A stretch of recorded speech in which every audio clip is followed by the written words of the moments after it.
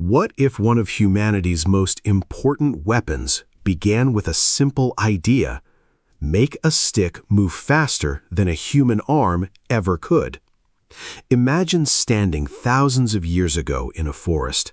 You see an animal in the distance. It is too fast to catch, too dangerous to approach, and throwing a stone only works if you can get close enough. Humans had a problem. Our bodies were not built like those of predators.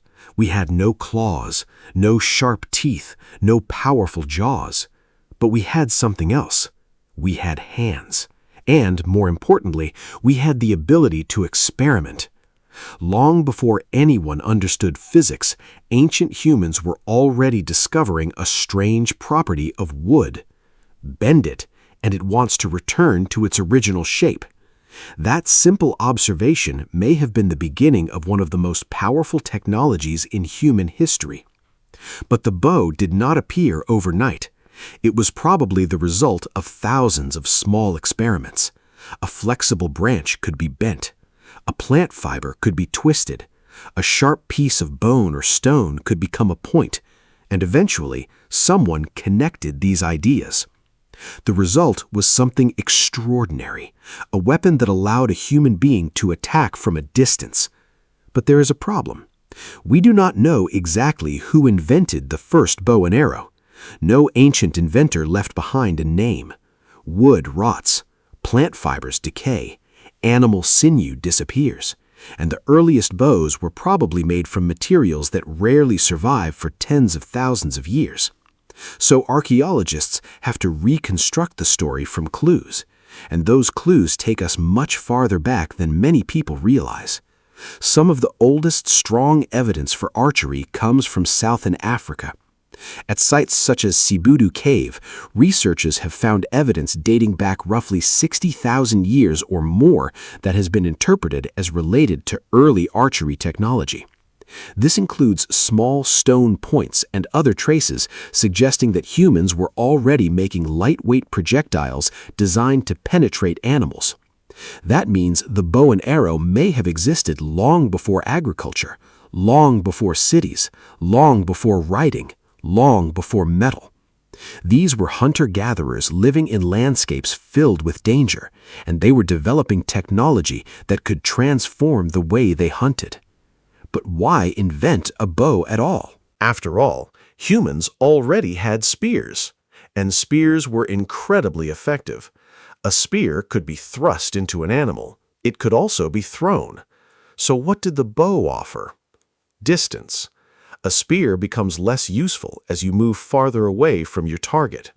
A bow does something different. It stores energy. When the string is pulled backward, energy is stored in the bent limbs of the bow. When the string is released, that energy is transferred into the arrow. The human arm does not need to provide all the speed. The bow does part of the work. That changed everything. A hunter could stand farther away. A small projectile could travel quickly. But this created a completely new engineering problem. How do you make an arrow fly straight? A sharp stick is not enough. If it is too heavy, it falls quickly. If it is too light, it may be pushed around by the air. If the shaft is crooked, the arrow can wobble wildly. So, ancient humans had to learn something without knowing they were learning it. Balance matters. They discovered that straight shafts worked better. They shaped wood carefully. They attached points to the front, and eventually they developed ways of stabilizing the arrow during flight. Fletching, usually made from feathers, could help an arrow remain stable as it traveled through the air. But even before sophisticated arrows existed, humans were already experimenting with tiny projectiles. This is one reason the archaeological evidence can be so difficult to interpret. A small stone point might have been attached to a spear, it might have been used on a dart, or it might have been an arrowhead. The object itself does not always tell us the whole story. Researchers, therefore, examine its size, shape, wear patterns, impact damage, and the context in which it was found. And sometimes the evidence becomes surprisingly convincing. One of the biggest clues comes from the physics of hunting. A bow allows a hunter to produce a powerful projectile with a relatively small weapon. That matters when you are moving through thick vegetation. A long spear can get caught on branches. A bow is much easier to carry. An arrow can be fired through gaps in vegetation, and the hunter can remain hidden. This may have been especially valuable for hunting animals that were alert, fast, or dangerous. But there is another fascinating possibility. The bow may not have been invented only for hunting. It may have also changed warfare. Once humans could launch projectiles from a distance, conflict could happen without the same kind of close physical contact. A person could threaten another person from behind cover. A group could attack from a distance. And suddenly, skill with a weapon could matter as much as physical strength. The bow, therefore, became more than a hunting tool. It became a technology of power. But how did humans figure out the bow itself? One possibility begins with something much simpler, a string. Humans had already been working with fibers for a very long time. Plant fibers could be twisted together. Animal sinew could be dried and used. These materials could become cordage, and cordage creates a fascinating possibility. Tie one end to a flexible branch, pull the other end, the branch bends, release it, it snaps forward. At first, perhaps this was nothing more than an interesting experiment, but humans are unusually good at noticing useful accidents. A flexible stick could be turned into a simple spring, and once someone realized that the movement could launch an object, the idea could be refined. Of course, making a useful bow is much harder than simply bending a branch. The wood needs the right flexibility. The bow needs the right length and shape. The string needs to survive repeated tension. The arrow needs to match the bow, and the entire system needs to work together. Too much force can break the bow. Too little force produces a weak shot. A badly made string can snap. A poorly balanced arrow can miss completely. So every successful bow represented knowledge. Knowledge about wood, knowledge about fibers, knowledge about stone, knowledge about animals, knowledge about distance, and knowledge passed from one human to another. This is what makes the bow and arrow so fascinating. It was not just an invention, it was a system. A bow alone is useless without a string. A string is useless without a bow. A bow and string are useless without a projectile. And an arrow is useless if it cannot be launched accurately. Humans had to combine multiple technologies into one machine. That required planning. And planning may have been one of the bow's greatest evolutionary advantages. Imagine preparing for a hunt. You cannot simply pick up a bow and expect success. You need suitable wood. You need cordage. You need straight shafts. You need points. You need time. You need practice. And you need to understand your environment. The hunter must judge distance, wind, animal movement, cover, timing, even the angle of the shot.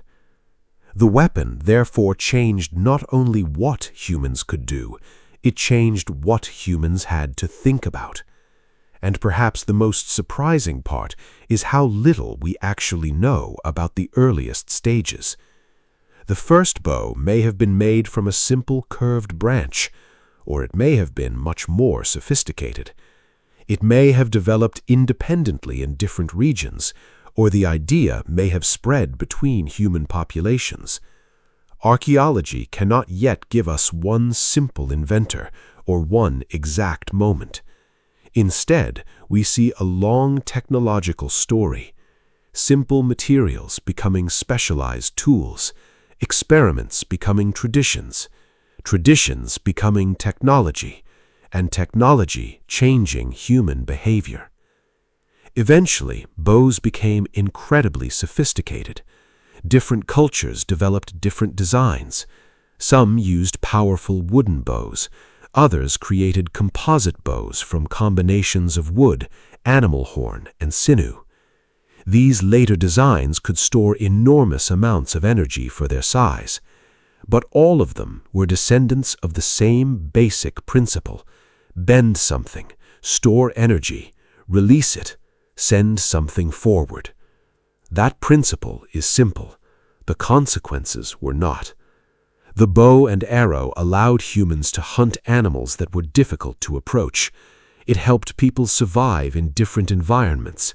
It influenced warfare. It became part of rituals and traditions. And for thousands of years, it remained one of humanity's most important weapons. Then, eventually, another invention began to replace it: gunpowder weapons. But even after firearms transformed warfare, the bow did not disappear completely. It survived in sport, in hunting, in tradition, and in the cultures that still preserve ancient archery techniques. Today, pulling back a bowstring can feel almost effortless compared with the first people who experimented with flexible wood and simple fibers. But the idea behind it is ancient. Someone, somewhere, looked at a piece of wood and realized that bending it created stored energy.